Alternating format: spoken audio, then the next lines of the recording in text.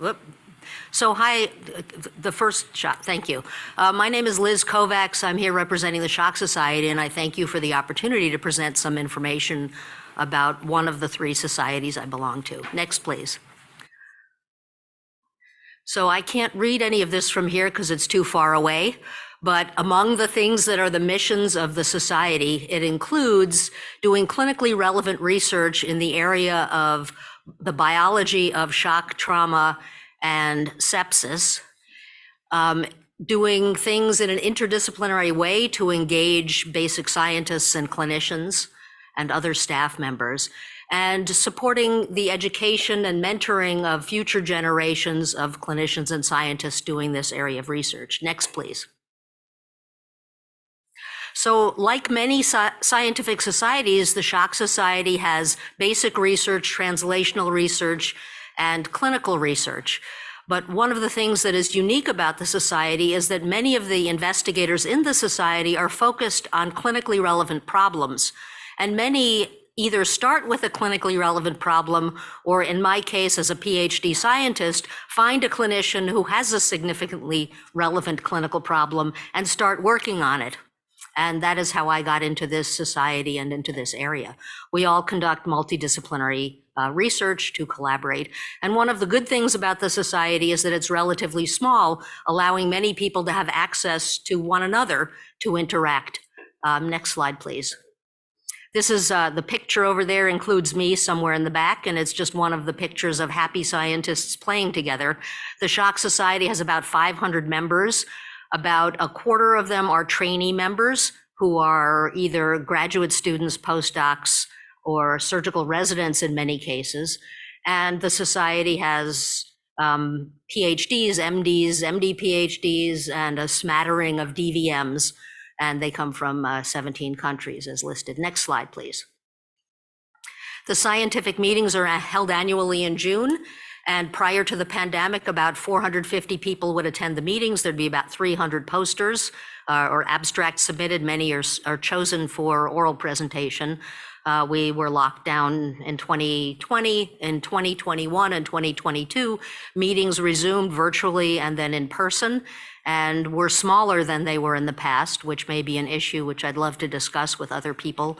It seems like many meetings have been smaller when they've reorganized. The 2022 meeting was in Toronto, which limited some people's participation. It was prior to the time when you didn't have to test negative for COVID to come back to America, so some people were hesitant to go. Anyway, the society does a lot of things for trainees. In 2019, professor rounds were invented to make sure that everybody standing next to a poster had some person come and talk to them. Faculty were assigned half a dozen posters, and it really engaged them with the mentees around the group. There are multiple activities for new investigators, including a competition. Another session that's not listed here is by and for trainees, where they organize a session themselves. Last year there was a diversity initiative that had NIGMS program staff who are part of the biomedical workforce come and talk about issues related to that, and a mentoring dinner that had about 90 people attended. So if there are about 80 trainees that come to the meeting, it also had a number of faculty whom I helped recruit to come to those meetings and talk to folks. Next slide, please. So the Shock Society is annually given out about $150,000 a year in grant money, in travel grants, about 40 of them for $1,000 each. There's a research investigator award category, which has a financial award. There are faculty research awards for $40,000 each, and new investigator awards. Listed over on the right side are some of the adult awards, Scientific Achievement, Distinguished Service, and Mentoring Awards. And that picture at the bottom is the 2022 set of recipients who are all showing their little pieces of paper that pretend to be an award. They're hiding their checks in their pockets. Next slide. The Shock Society has a journal that was run by Irshad Chowdhury for 30 or so years. Dan Remick took over in the last year or so. Dan is a pathologist. You guys may know him from other science policy related things and experimental biology meetings over the years. The journal raised its impact factor in 2022 up to 3.454, I think it is, which was a 16.7% increase in impact factor. Next. Among the accomplishments of the shock trauma community includes raising public awareness about sepsis. I don't know if you know about the Surviving Sepsis campaign.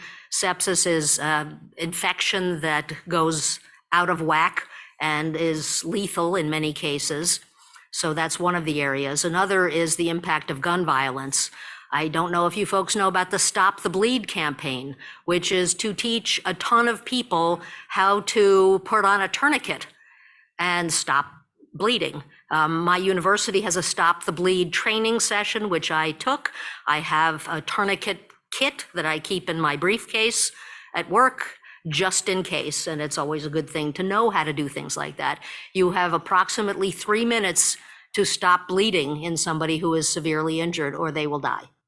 So important to teach lots of people how to do that, just like how to do CPR. The This Is My Lane Twitter hashtag was in response to the NRA saying, stay out of our lane, to the gun-averse docs who were on Twitter. This is, I think, 2018, and that's another one of the things that many of the members of the Shock Society have been part of, as part of the impact on gun violence. And there are multiple things we can gain from FASEB, including advocacy and learning about data works, which I still need to learn. And Shock Society has been a member since 2021. Next slide. And I think that is it. The Shock Society uses the term, as you can see in the lower right, shocksociety.org, shock@shocksociety.org, and @shocksociety. So in case you can't remember, it's about as easy as it could possibly be.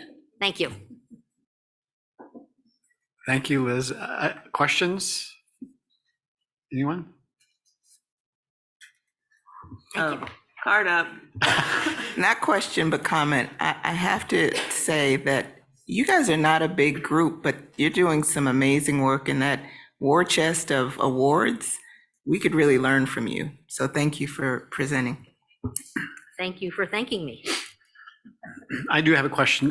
Can you give us a sense of where you think your society is going in terms of your annual meeting? You kind of alluded to the challenges yourself, that like all societies are facing right now. I mean, we're pushing forward with annual meetings. I think part of it is making sure that it is worth it for the participants to attend. And that's why we've expanded the mentoring sessions. Because there's so many people out there, and I was discussing this last night with 2 of my program officers at dinner. Sorry, I didn't go to the groupie dinner. But I wanted to push forward this concept of mentoring. And if we as senior, some of us not so senior investigators, pick a few random people out there and become their science buddies, like Big Brother, Big Sister programs, I think we will get people to come to meetings. And I think people come to meetings because there's an opportunity to schmooze.